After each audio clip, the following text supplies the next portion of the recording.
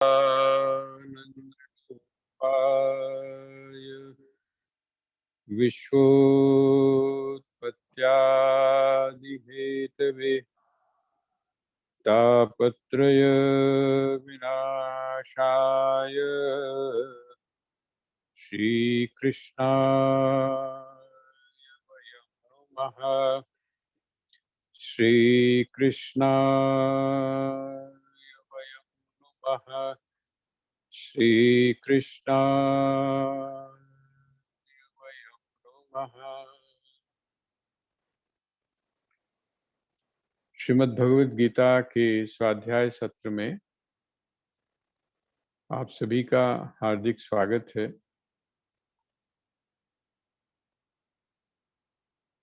हम इस स्वाध्याय में चर्चा कर रहे हैं आत्म संयम योग अर्थात छठे अध्याय की। और जैसा मैं आप सबसे बार बार निवेदन कर रहा हूं कि ये साधना सप्ताह हमारा चलता था लेकिन नहीं हो पा रहा है, तो आप ऐसा मानिए कि आप अपने जीवन की साधना की ही मानो इसमें चर्चा कर रहे हैं। और वो साधना कैसी है, तो जैसा अक्सर मैं आपसे एक घटना का जिक्र किया करता हूं कि ब्रह्मलीन स्वामी गोविंद प्रकाश जी महाराज जो हमारे मिशन के प्रथम परमाध्यक्ष थे, उनसे एक बार बाबा विश्वनाथ दत्ती जी महाराज ने ये बात पूछी थी कि ये जो तुम साधना करवाते हो यहाँ पर, इस साधना में तो साधना जैसी कोई चीज लगती नहीं है। खाना पीना, आचार व्यवहार, उठना बैठना, ये वैसा नहीं है। और आपको भी ये लगता होगा कि कई जगह पर आप लोग जाते होंगे या कई जगह आपके बारे में सुना होगा आपने, तो वहाँ साधना का अर्थ होता है कि आपके मोबाइल ले लिए जाएं। साधना का अर्थ होता है कि आपको अपने हिसाब से जो संस्था होती है वो मेन्यू देती है। सुबह आपको बहुत हल्का खाने को, ब्रेकफास्ट में, दोपहर में भी। लेकिन हमारे यहाँ जो साधना सप्ताह होता था उसमें किसी भी चीज की कमी नहीं होती थी। वो जो मेन्यू होता था वो उन लोगों का होता था, या तो जो लोग भंडारे करते हैं या अपना जो है वो सहयोग किसी न किसी रूप में करना चाहते हैं, तो वो अपने अपने रुचि की जो चीजें हैं वो बनवाते थे। कभी कभी वो बहुत भारी भी हो जाती थी। तो स्वामी गोविंद प्रकाश जी ने उसका बड़ा सुंदर उत्तर दिया था। उन्होंने कहा कि महाराज जी, यहाँ से जाने के बाद इन सब ने जिस वातावरण में रहना है, तो साधना एक ये भी है कि हमारे पास में सब कुछ उपलब्ध हो। आपका जो टेबल है, उस टेबल के ऊपर एक तरीका तो यह है कि जो बड़ा निश्चित रूप से डॉक्टर ने या वैद्य ने आपको बताया है कि ये लेना है, ये लेना है, ये लेना है। आपके ब्रेकफास्ट में, आपके लंच में, आपके डिनर में, आपकी चाय में वही सारी चीजें हों। आपको अगर मीठा मना किया है तो मीठा आपके टेबल के ऊपर ना हो। आपको अगर नमक मना किया है तो नमक आपके टेबल पर ना हो। मतलब जो जो चीजें मना की गई हैं वो आपके टेबल पर ना हो। एक तो स्थिति है। और दूसरी स्थिति यह है कि आपके टेबल के ऊपर सब कुछ हो। मीठा भी हो, नमक नमकीन चीजें भी हों, घी वाली चीजें भी हों, मक्खन भी हो, परोठी भी हो, सब कुछ हो। अर्थात जो उपलब्ध हो सकता है वो सब कुछ आपके टेबल के ऊपर हो। लेकिन आप में इतना नियंत्रण हो और आपको इतनी समझ हो कि आपके लिए कौन सी चीज उपयोगी। ये एक संयम का रूप है। वो क्या है, वो तो आपको, आपके लिए सुविधा ही नहीं है। आप एक ऐड में देखता हूँ, बड़ा इंटरेस्टिंग ऐड है वो, कि वो गुलाब जामुन मंगवाता है और बाहर ही बाहर वो गुलाब जामुन खा के और अंदर चला जाता है सिंगल। वो एक वो वाली स्थिति है। आप अपने मन को अवदमित कर रहे हैं, दबा रहे हैं। लेकिन एक स्थिति यह है कि आपके सामने सारी चीजें उपलब्ध हैं, आपके पास सारे साधन उपलब्ध हैं, आपके पास वो सब कुछ भी उपलब्ध है जिसका प्रयोग आपको नहीं करना चाहिए। लेकिन उसके बीच में भी यदि आप अपने ऊपर संयम रख सकते हैं, आप में इतना विवेक जागृत हो जाए, और विवेक जागृत ही ना हो, बल्कि आपका अपनी इंद्रियों के ऊपर, आपका अपने मन के ऊपर, आपका अपनी बुद्धि के ऊपर इतना संयम हो कि आप बाकी चीजें हैं या नहीं है, उसको आपसे कोई लेना देना नहीं। बस आप ऐसा समझ लीजिए, यही जो स्थिति है, यह है वैराग्य की स्थिति। आपके सामने सब कुछ है, लेकिन आपको पता है कि कौन सी चीज आपके लिए उपयोगी है, कौन सी चीज आपके लिए लाभकर है, कौन सी चीज ऐसी है जो आपको स्वस्थ रख सकती है, कौन सी चीज ऐसी है जो आपको आपके लक्ष्य तक पहुंचा सकती है, और किस समय आपको कौन सी चीज लेनी है, कितनी मात्रा में लेनी है। कभी कभी ये भी एक हमारे सामने दिक्कत आती है। तो भगवान ने जो बातें अभी आपको इस छठे अध्याय में बताई हैं, उन छठे अध्याय में बताई हुई बातों का मकसद ही है कि हम जिस वातावरण में रह रहे हैं उसमें हम अपने ऊपर संयम करना सीखें। और जब हम संयम करते हैं, जिस समय हम साधना करते हैं, तो साथ में भगवान ने ये भी बता दिया, क्योंकि हमारे मन में एक प्रश्न ये हो सकता है, और हुआ, अर्जुन ने वही प्रश्न उठाया था कि भगवान एक चीज बताइए कि हमने सारी भोग की वस्तुओं का परित्याग भी कर दिया। इसका मतलब यह हुआ, आपको, आप थोड़ा सा इस सिचुएशन को उस स्थिति के साथ जोड़कर देखिए कि आपने डॉक्टर की सारी बात मानी, आपने जो वैद्य है या डॉक्टर है उसकी सारी बात मानी, और सारी बात मानकर आपने सब कुछ छोड़ भी दिया, और जिस जिस चीज के लिए सब कुछ छोड़ा वो भी आपको उपलब्ध ना हो। अर्थात आप चाहते हैं कि आपके शरीर से रोग की निवृत्ति हो जाए, रोग चला जाए, आप स्वस्थ हो जाएं। अब जो जो बातें उसने छोड़ी हैं, आपको पता है, आपको बड़ी पसंद है, आपको बहुत पसंद है, आपको उसको खाना, आपको उसका उपयोग करना बहुत अच्छा लगता है। अब आपने छोड़ तो दिया, लेकिन बाद में पता चला कि आपके रोग की निवृत्ति भी नहीं हुई, आपका जो रोग है वो समाप्त नहीं हुआ।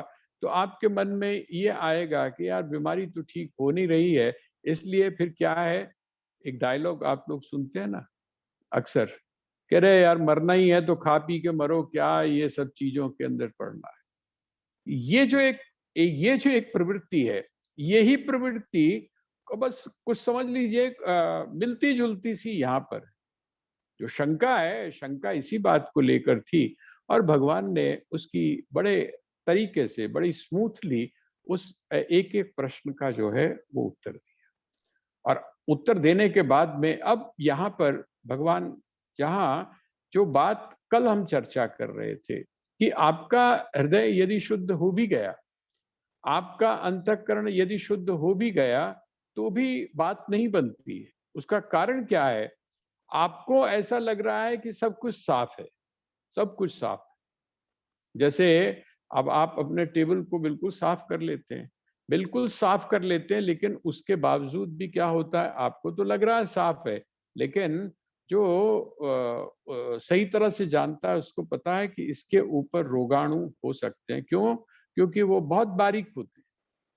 तो आप क्या करते हैं, उनको पहले साफ करने के बाद में फिर आप उसके ऊपर स्प्रे करते हैं। आजकल तो हम लोग एक्सपर्ट हो गए हैं इस चीज के, है ना। हमने सबने अपने अपने पर्स में, और आप किसी ऑफिस में चले जाएं, आप कहीं पर भी चले जाएं, तो वहां एक रखा हुआ होता है कि कोई बात नहीं, आपने, आपके हाथ, आपको लग रहा है कि आपके हाथ बड़े साफ हैं, आप ऐसे करके देखते हैं तो उस पर मैल भी नहीं लगती है, लेकिन उसके बावजूद आप क्या करते हो, आप वो जो एक है बोतल सी, शीशी सी, और आप उसको अपने हाथ पे लगाते हो, तो क्या मानते हो, ये मानते हो कि भाई जो जीवाणु है, जो रोग थे, रोगाणु जो थे, बात हुई थी ना भाई के साथ भी खेलेगा, वो समाप्त हो गए, समाप्त हो गए हैं।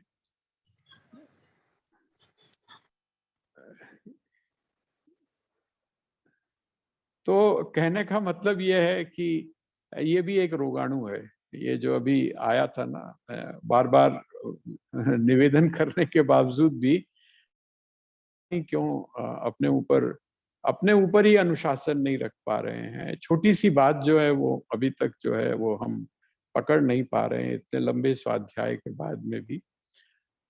तो इसी तरह से वो कहते हैं अगर आपका अंतःकरण शुद्ध भी हो चुका है, लेकिन उसके बावजूद वो जो आपका अहंकार है, आप देखते हैं ना ये जो वायरस है ये क्या करता है, कहते हैं जी वायरस ने बदल लिया है, अपना जो शेप है उसको बदल लिया, अपनी कैरेक्टरिस्टिक जो है उसको बदल ली है।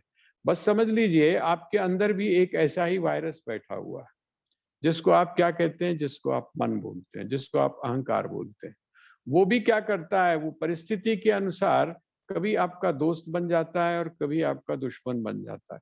आप सोचते हैं कि ये ऐसा है, आपने एक उसके सिम्टम्स, आपने उसके लक्षण, आपने एक उसकी परिभाषा अपने दिमाग में बनाई, और जब आप वहां पर पहुंचे तो उसने अपने आप को बदल लिया, वो आपका मित्र बन के आपकी तरफ आकर खड़ा हो गया। जैसे चोर जो है, चोर चोरी करे और जिस समय आप बाहर की तरफ भागें तो वो चोर भी आपके साथ में भागना शुरू कर दे और वो ये कहना शुरू कर दे कि चोर इधर गया, इधर गया, इधर गया। उसने क्या किया, आपको बरगला दिया। यही चीज मेरा यहाँ पर जो भगवान का तात्पर्य है वो ये कह रहे हैं कि ऐसा मत करना, ऐसा मत करना। योगी क्या करता है, अपने अंतःकरण को शुद्ध करने के बावजूद वो प्रयत्न करता है। किस चीज का प्रयत्न करता है? ऐसा नहीं कि अंतःकरण शुद्ध हो गया है, अर्थात सात्विक भाव आपके अंदर आ गया तो बात समाप्त हो गई। कहते नहीं, वेदांत में हम लोग पढ़ते हैं ना कि जो गुणातीत होना है, अर्थात वह जो सत्व गुण है उस सत्व गुण का को भी पार करना है।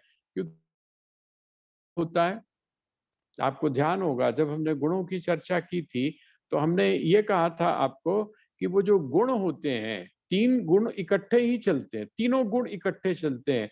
जिसको आप सात्विक बोलते हैं, उस सात्विक में भी कहीं ना कहीं अंश जो है वो रजोगुण का भी होता है, और वहां पर अंश जो है वो हल्का सा तमोगुण का भी होता है। बस आपने अगर उसको मौका दे दिया, आपने अगर थोड़ी सी असावधानी, प्रयत्न में अगर थोड़ी सी भी ढील हो गई तो जो है वो पासा पलट सकता है। जैसे बोलते हैं ना, आपने एक एक एक बीमारी होती है जो आपकी दीवारों के साथ में लगी होती है और आपके अच्छे अच्छे जो दरवाजे होते हैं या खिड़कियां होती हैं उसके साथ लगी होती है, उसको क्या बोलते हैं, दीमक। वो जो दीमक होती है, अगर आपने थोड़ी सी असावधानी बरत दी तो आपको बाहर से तो देखने में लगेगा।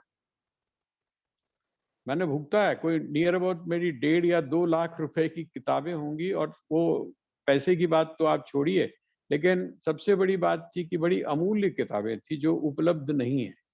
हम लोग लाल किले में जो लगा करती थी बुक्स की, वहां से हम लोग इकट्ठा करके लाए थे, ला के हमने शेल्फ में रख दी। पता ही नहीं चला, पता ही नहीं चला, और वो पिछली तरफ से वो जो सारी की सारी पुस्तकें थी, सारी की सारी वो थी, वो सब खाई। इसी तरह से, बिल्कुल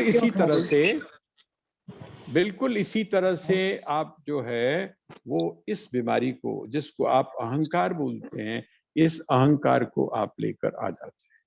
और वो जो अहंकार है, वो अहंकार आपको बिल्कुल खोखला कर देता, आपको पता ही नहीं चल पाता। यहाँ पर इसीलिए कहा कि सत्व गुण संपन्न होने के बावजूद, ये मैं इसलिए आपको बार बार दोहराता हूँ पुरानी चीजों को, कि आपने पता नहीं अपने पास नोट किया है नहीं किया है आप उसके बारे में। तो इस संदर्भ में भी आप ऐसा मानकर चलिए कि भगवान क्या कहते हैं, भगवान कहते हैं प्रयत्नाद्यतमानस्तु योगी संशुद्ध किल्विषः।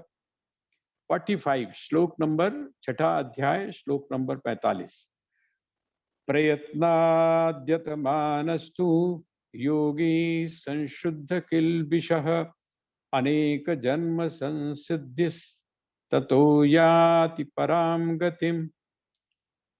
और साथ ही मैंने ये भी निवेदन किया था कि अनेक जन्म लग सकते हैं, लेकिन ये सुनिश्चित है कि अगर आप ईमानदारी से चल रहे हैं, अगर एक साधक या एक योगी यदि ईमानदारी से चल रहा है, तो एक क्षण, एक समय या एक जन्म या एक स्थिति ऐसी आएगी जबकि वो अपने परम लक्ष्य को प्राप्त कर जाए।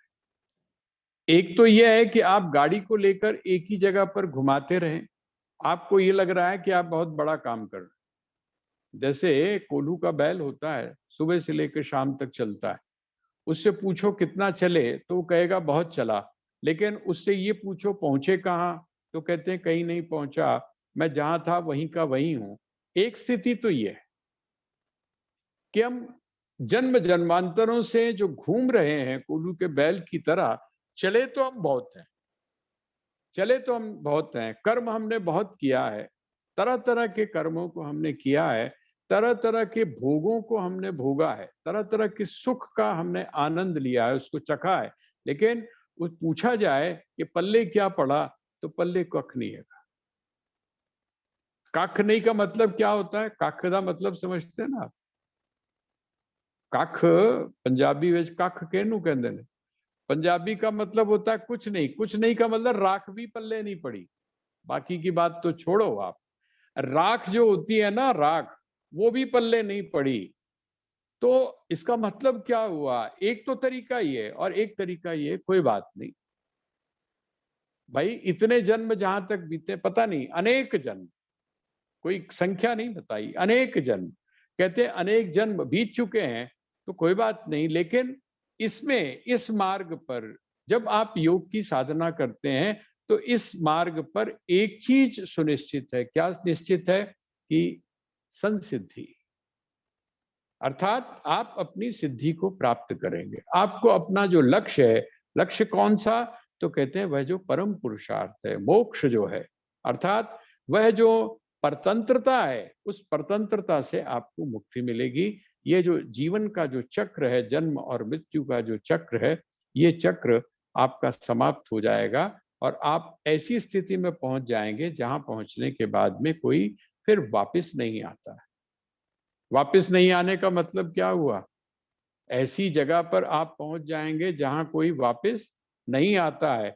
यहाँ लोक की चर्चा नहीं है, ऐसी मानसिक स्थिति आपकी पहुंच गई है जहां पर आपको कोई हिला नहीं सकता है, जहां पर आपको कोई हिला नहीं सकता। ऐसी आपकी आंतरिक स्थिति हो गई है कि आपको, आपका वह जो ब्रह्म दर्शन है, आपका वह जो विराट रूप है, उस विराट रूप से आपकी जो बादशाही है, उससे आपको कोई हिला नहीं सकता। इसका अर्थ ये है। तो ये जो चीज है, ये श्लोक ये कहता है। अगला जो श्लोक है वो 46, मैं उसका उच्चारण कर रहा हूं। तपस्विभ्योऽधिको योगी ज्ञाने ज्ञानिभ्योऽपि मतोऽधिकः कर्मिभ्यश्चाधिको योगी तस्माद् योगी भवार्जुन। देखें, भगवान कहते हैं, आखिर की जो लाइन है उसको आप ले लीजिए, पकड़ लीजिए। तस्मात् योगी भव अर्जुन, कि हे अर्जुन, तस्मात् मैंने इसलिए, तस्मात्, तस्मात् मैंने इसलिए तू क्या कर? योगी बन, योगी भव, योगी बन। तस्मात् योगी भवार्जुन, हे अर्जुन, इसलिए तू योगी बन। कहते हैं क्यों? क्यों योगी बन? तो उन्होंने कहा, देख, तपस्वी अगर तू बनता है, तपस्वी बनता है तो भी बात नहीं बनेगी, ज्ञानी बनता है तो भी बात नहीं बनेगी, और अगर तू सकाम कर्म करने वाला अर्थात कर्म करने वाला बनता है तो भी बात नहीं बनेगी। ये तीन कैटेगरीज भगवान ने दी। और देखिए, आप अगर अपने आप को एनालाइज करेंगे, अपने आप को जोड़ेंगे, तो आपको इन्हीं तीन प्रकार के लोग आपको मिलेंगे। ये जो अध्यात्म है, उस अध्यात्म के अंदर आपको तीन तरह के लोग मिलेंगे। कौन कौन सा? एक तो वो है जो हठ योगी है, जो हठ करता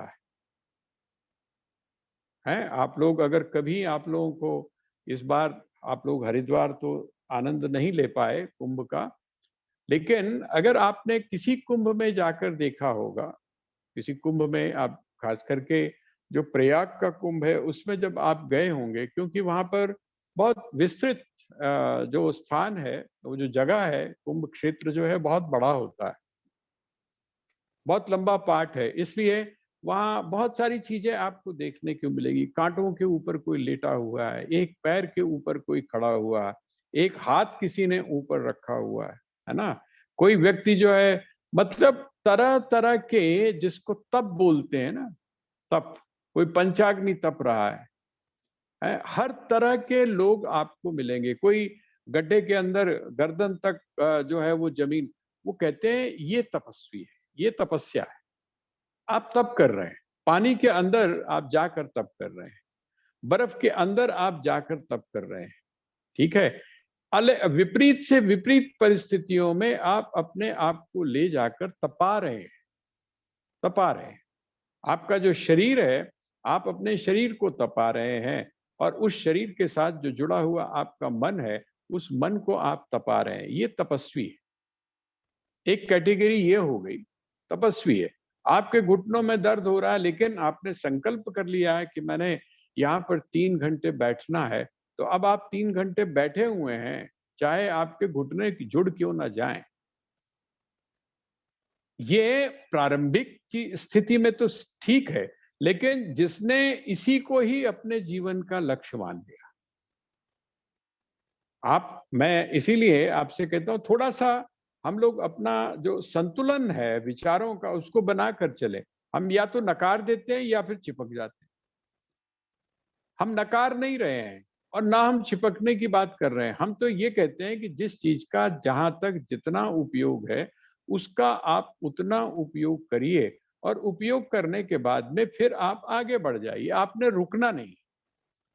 स्वामी राम ने एक जगह पर एक बात कही, वो कहते हैं एक बात ध्यान रखिएगा, प्रकृति का नियम है आगे बढ़ना। जो व्यक्ति आगे बढ़ता जाता है, जैसे नदियों के बारे में ही आपने बहुत बार सुना होगा, जब नदी चलती है, आगे बढ़ती जाती है, तो बढ़ती चली जाती है, उसका जो जल होता है वो भी शुद्ध होता है, पवित्र होता है।